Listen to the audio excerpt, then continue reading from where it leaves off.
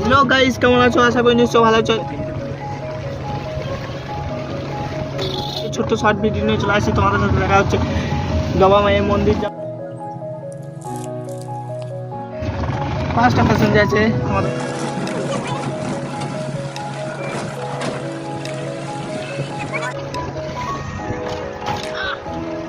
আমাদেরকে মন্দিরটা দেখাচ্ছি।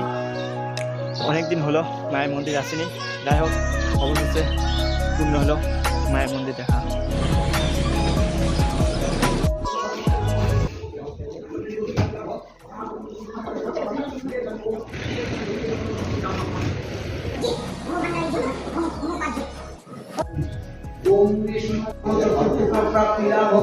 আমরা